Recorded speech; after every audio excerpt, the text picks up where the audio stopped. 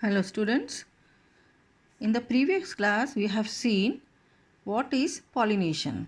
So pollination is transfer of pollen grains from the anthers to the stigma, and we have seen that it can take place naturally or artificially. So today we begin with natural pollination. Natural pollination takes place naturally in plants. It is of two types.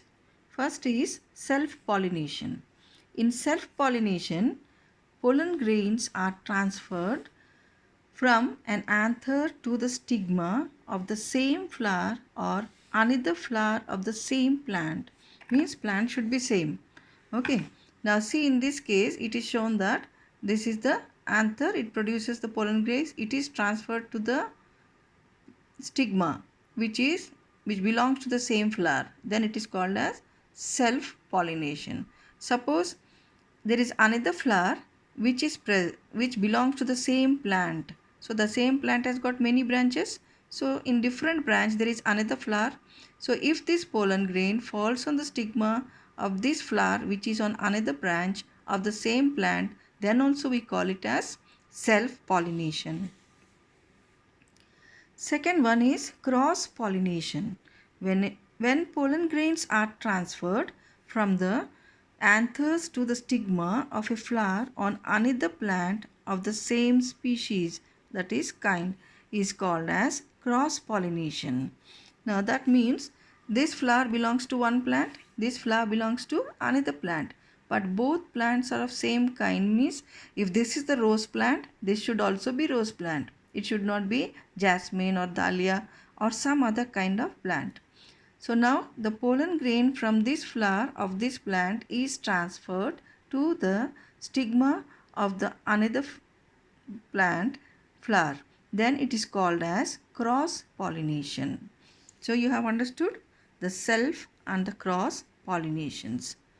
External agents are required for cross pollination to take place. So for this transfer in the cross pollination, someone has to carry it from the stamen to the stigma. So they are external agents. Okay. So what are the external agents that pollute, that cause the natural pollination? So the natural pollination is brought about by wind, water, insects and animals. They are called agents of pollination. So how many you have seen? 4. Wind, water, insects and animals. Now let us see pollination by insects. Pollination by insects. Insects like butterflies, bees, wasps, ants, beetles and moths. You might have seen all these. Visit flowers to collect nectar. When an insect sits on a flower, the pollen grains get stuck on its body. The pollen may fall either on the stigma of the same flower or another flower when the insect sits on it. This type of pollination, which is brought about by insects, is called insect pollination.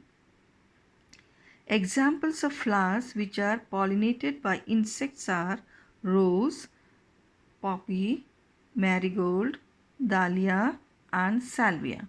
These flowers have the following characteristics.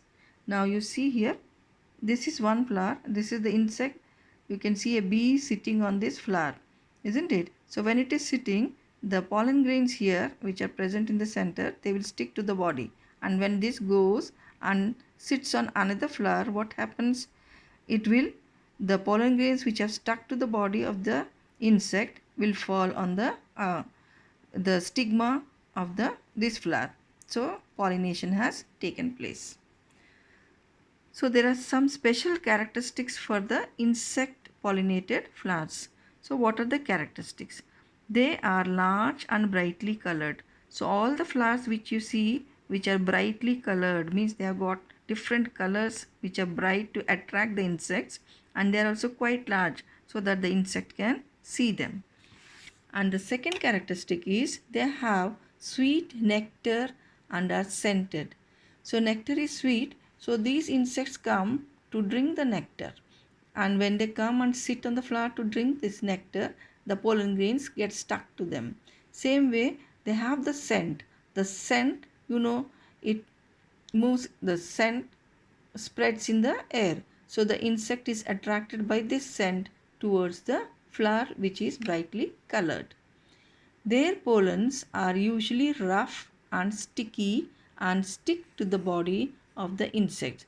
So they should be rough so that they can easily stick to the body of the insect. So these are the three characteristics of the flowers which are pollinated by insects. Now let us see the flowers which will be pollinated by wind. This is the most common form of pollination. Flowers of plants like coconut, rice, maize, grass are pollinated by wind. These flowers have the following characteristics. Mostly these flowers will have dull and small flowers which are usually unisexual. Unisexual means they have either the stamens or the pistils. They don't have both stamens and pistils. So they are usually dull and small. Why? Because the wind doesn't have to see these flowers, isn't it? It only has to blow away the pollen grains. Same way, wind doesn't require any scent also. So large flowers are not required, and scented flowers are not required. Bright flowers are not required for the wind. So dull and small flowers are produced by the wind pollinating flowers. The pollen grains of these flowers are light, smooth and dry. So if they are light and smooth, they can be easily carried away by the wind. The pollens are produced in large quantities. So because these will be carried away by the wind, if there are few in number, so only some pollen grains may reach the stigma of the flowers. That is why they produce large number of pollen grains, so that even if some are lost, some may reach the stigma of the flowers for pollination. Their stigma is large and well exposed to receive pollen grains. The stigma will be quite large, big in size, so that the pollen grains can easily be caught by this stigma. Okay. Then their anthers are long and protruded outside the flower, so that pollen grains may blow away easily. And here we have seen in the other plant they have very small stamens. Stamens have got small filaments, but here the anthers are quite big and the filaments are also quite long, so that they can come out of the flower and hang easily.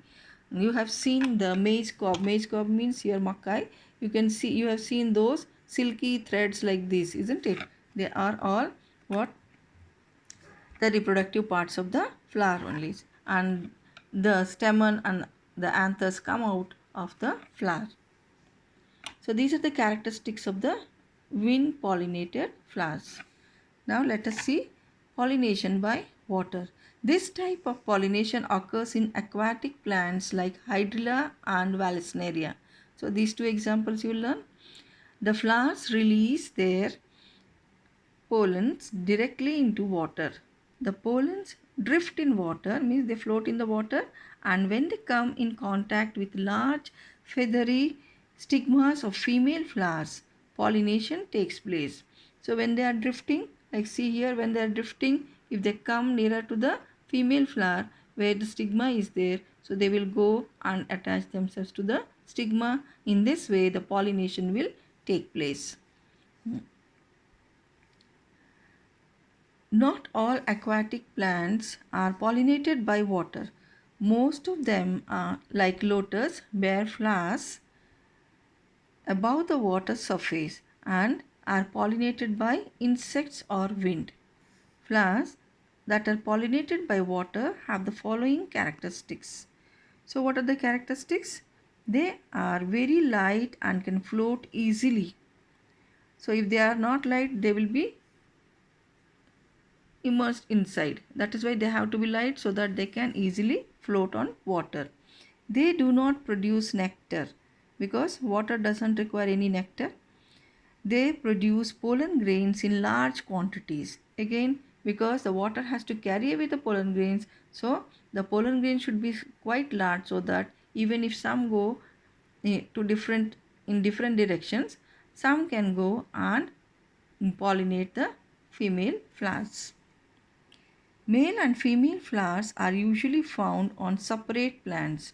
So here mostly male flowers produce the pollens, and the female flowers, they are separate, they produce the ovary, okay, or pistil. So in this way, these are the four characteristics of the flowers which are pollinated by water. Okay girls.